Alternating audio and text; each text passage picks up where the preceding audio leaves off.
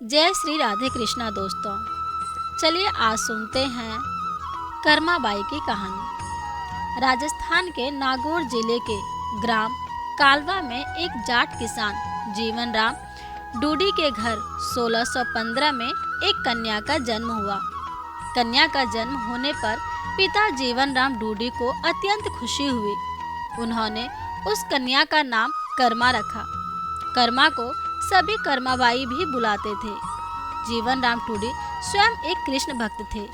अपने घर में उन्होंने कृष्ण भगवान का मदन मोहन के नाम से मंदिर बना रखा था, जहाँ वे रोज भगवान कृष्ण की पूजा करते, भगवान को भोग लगाते तथा भगवान को भोग लगाने के बाद ही वे भोजन ग्रहण करते। यह उनके घर का नित्य का नियम था। इसी प्रकार समय बीतता गया। कर्माबाई रोज अपने पिता को कृष्णा भगवान की पूजा करते देखती, उनको भोग लगते देखती और भगवान को भोग लगाने के बाद ही वे भोजन ग्रहण करते। यही सब देखते सीखते कर्माबाई का बचपन बीत रहा था। कुछ वर्षों के बाद कर्माबाई के पिता कुछ दिनों के लिए तीर्थ यात्रा पर चले गए। तीर्थ यात्रा पर जाने से पहले पिता जीवन राम टूडी ने कर्माबाई को भगवान की पूजा विधि समझाई और कहा कि भगवान को भोग लगाकर ही भोजन ग्रहण करना और घर का ध्यान रखना। इस प्रकार भगवान की पूजा और घर की देखरेख का काम कर्माबाई को सौंपकर उनके पिता कुछ दिनों के लिए तीर्थ यात्रा पर चले गए। अब अगले दिन कर्माबाई ने सुबह जल्दी उठकर कृष्ण भगवान को भोग लगाने के लिए बाजरे का खिचड़ा बनाया। कर्माबाई ने खिचड़े को थाली में डाला, उसमें घी और गुड़ मिलाया और कृष्ण भगवान को भोग लगाने के लिए खिचड़े की थाली भगवान के सामने रख दी और उनसे कहा, हे भगवान, आपको जब भी भूख लगे तब आप खिचड़ा खा लेना, मैं तब तक घर का दूसरा काम कर लेती हूँ। यह कहकर वह अपने काम में लग गई। कुछ देर बाद उसने आकर देखा कि थाली तो वैसी की वैसी रखी है, भगवान ने तो भोग लगाया ही नहीं। उसने सोचा कोई बात नहीं, अभी भगवान को शायद अभी भूख नहीं लगी होगी और कुछ देर बाद खा लेंगे। ऐसा सोचकर वह फिर अपने काम में लग गई और बीच में बार बार देखती रही कि भगवान ने भोग लगाया है कि नहीं, पर भगवान ने भोग नहीं लगाया। इस प्रकार दोपहर का समय हो गया। अब कर्माबाई को चिंता होने लगी कि भगवान ने भोग क्यों नहीं लगाया। क्या खिचड़ा अच्छा नहीं बना या उसमें घी और गुड़ की कमी रह गई? ऐसा सोचकर उसने खिचड़े में थोड़ा और घी और गुड़ मिलाया और थाली लेकर भगवान के सामने बैठ गई और भगवान को भोग लगाने के लिए विनती करने लगी, लेकिन भगवान ने फिर भी भोग नहीं लगाया। तब कर्माबाई ने भगवान से कहा कि भगवान, आप भोग लगा लीजिए, आपकी पूजा की और आपके भोग की जिम्मेदारी पिताजी ने मुझे देकर गए हैं। अगर आप पिताजी का इंतजार कर रहे हैं तो आपको भूखा ही रहना पड़ेगा, क्योंकि पिताजी तो तीर्थ यात्रा पर गए हैं और कुछ दिनों के बाद ही आएंगे। तब तक आपको मेरे ही हाथ से बना भोजन करना पड़ेगा। भगवान, मुझे सटरस व्यंजन बनाने नहीं आते हैं और ना ही मुझे विधि विधान से पूजा या पाठ करना आता है। मुझे तो बस ये बाजरे का खिचड़ा और रूखी सूखी सब्जी रोटी बनानी आती है। आपको कुछ दिन इसी से गुजारा करना पड़ेगा।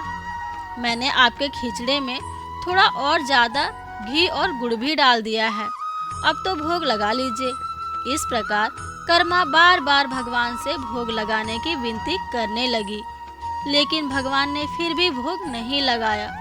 तब कर्माबाई ने भगवान से कहा, भगवान, जब तक आप भोग नहीं लगाएंगे तब तक मैं भी नहीं खाऊंगी, आपके साथ साथ मैं भी भूखी रहूंगी। ऐसा कहकर वह भगवान से नाराज होकर बैठ गई।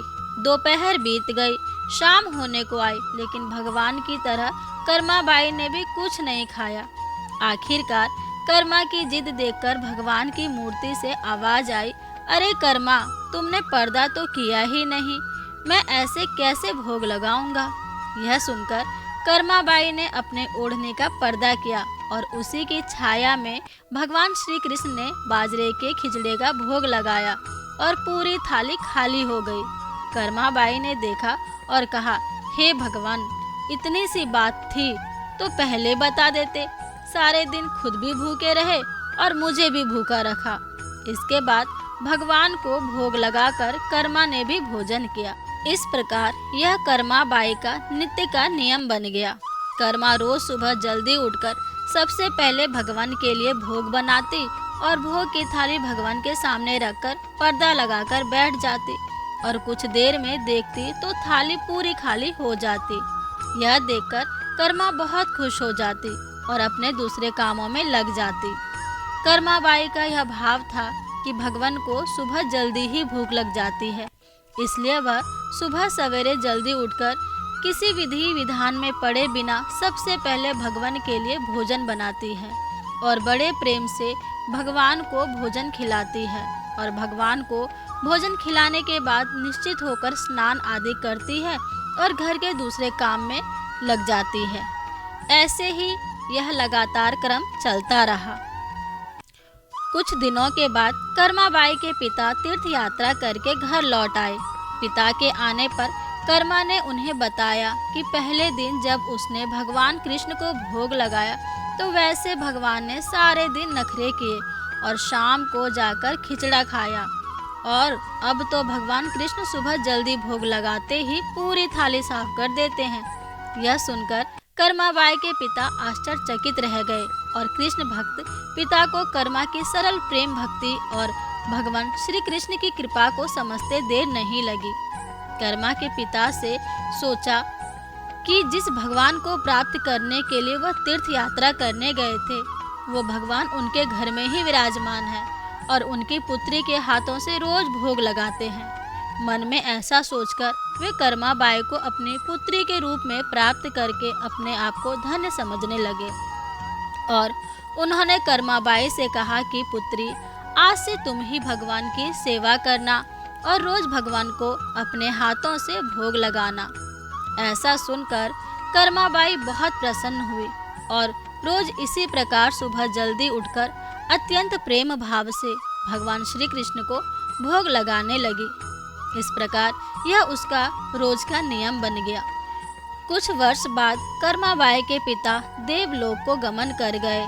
अब कर्मा अकेली रह गई, इसलिए कर्मा का घर में मन नहीं लगता था।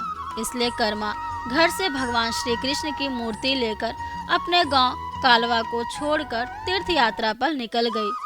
भारत में अलग अलग तीर्थ के दर्शन करते करते कर्माबाई उड़ीसा के जगन्नाथपुरी पहुंच गई तथा जगन्नाथपुरी में ही कर्मा ने निवास करने का निश्चय किया। जगन्नाथपुरी में ही कर्मा ने एक छोटी सी कुटिया बना ली और उसमें निवास करने लगी। अब कर्मा रोज अपने नियम के अनुसार सुबह सवेरे जल्दी उठकर भगवान श्री कृष्ण के लिए बड़े प्रेम से खिचड़ा बनाती और भगवान को थाली में भोग लगाती। कुछ देर में भगवान खिचड़ा खा लेते और थाली साफ हो जाती और इसके बाद कर्मा अपने स्नान ध्यान आदि नित्य कर्मों में लग जाती और इसी प्रकार यह कर्म निरंतर चलता रहा। एक दिन कर्माबाई के भगवान श्री कृष्ण को भोग लगाने के बाद एक छोटा सा बालक उनके पास आया और उनसे बोला, माँ, कुछ खाने को हो तो बड़ी भूख लगी है। कर्माबाई ने कहा, हाँ बेटा, मैंने अभी अभी खिचड़ा बनाया है, आजा बैठ जा, तू भी खिचड़ा खा ले। यह कहकर कर्माबाई ने बड़े प्यार से बालक को खिचड़ा परोसा और बालक ने भी बड़े ही चाव से खिचड़ा खाया। उस बालक के रूप में स्वयं भगवान जगन्नाथ कर्माबाई के हाथ से बना खिचड़ा खाने साक्षात पधारे थे। बालक ने जल्दी से खिचड़ा खा लिया और उनसे कहा, माँ, खिचड़ा बड़ा अच्छा बना है, मैं कल भी खिचड़ा खाने आ जाऊं? कर्माबाई ने कहा, कल क्यों बेटा, मैं तेरे लिए रोज खिचड़ा बनाकर रखूंगी, तू रोज खिचड़ा खाने आ जाया कर। बालक ने कहा, ठीक है माँ, रोज खिचड़ा खाने आऊँगा। यह कहकर बालक चला गया। अगले दिन से बालक रोज सुबह सवेरे कर्माबाई के पास खिचड़ा खाने आने लगा। कर्माबाई भी रोज अपने नियम के अनुसार सुबह सवेरे जल्दी उठकर भगवान श्री कृष्ण के लिए खिचड़ी बनाते और भगवान के सामने थाली रखती। फिर भगवान खिचड़े का भोग लगाते और उसके कुछ ही देर बाद वे बालक आ जाता। फिर कर्मा बाई उसे भी बड़े प्रेम से खिचड़ा खिलाती और उसके बाद अपने स्नान ध्यान आदि दैनिक कार्यों में लग जाती और यह क्रम इसी प्रकार चलता रहा। एक दिन कर्मा बाई की कुटिया के पास एक साधु आया। बातों ही बातों में उसे पता चला कि कर्मा बाई बिना स्नान ध्यान किए, बिना चौका बर्तन किए भगवान श्री कृष्ण के लिए खिचड़ा बनाती है और भोग लगाती है। उसने कर्मा बाई से कहा, स्नान किए बिना भगवान की पूजा करने और भोग लगाने से पाप लगता है। इसलिए उसने कर्मा बाई को स्नान करके पूरे विधि विधान से पूजा करके भोग लगाने को कहा। साधु से ऐसा सुनकर भोली भाली कर्मा अगले दिन से सुबह जल्दी उठकर स्नान करके खिचड़ा बनाने लगी और विधि विधान से पूजा करके भोग लगाने लगी। यह सब करने में कर्मा बाई को बहुत देर लग जाती, लेकिन वो बालक तो रोज सुबह अपने समय से आ जाता और कर्मा से कहता, माँ मुझे भूख लगी है, मुझे जल्दी खिचड़ा दे माँ, जल्दी कर। और कर्मा उससे कहती, थोड़ी देर रुक जा बेटा, अभी देती हूँ, थोड़ी देर रुक जा।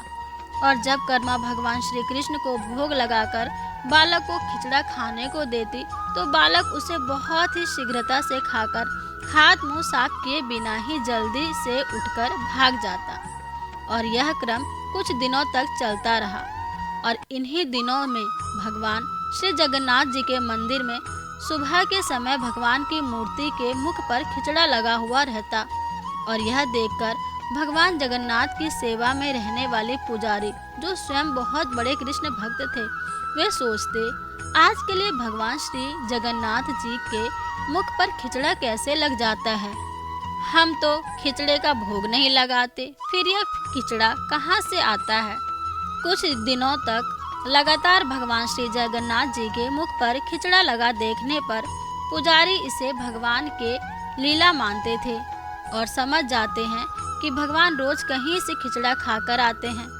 भगवान की लीला को जानकर वे मन ही मन भगवान श्री जगन्नाथ जी से पूछते हैं कि वे कहाँ से खिचड़ा खाकर आते हैं, तो भगवान हमें भी तो बताओ।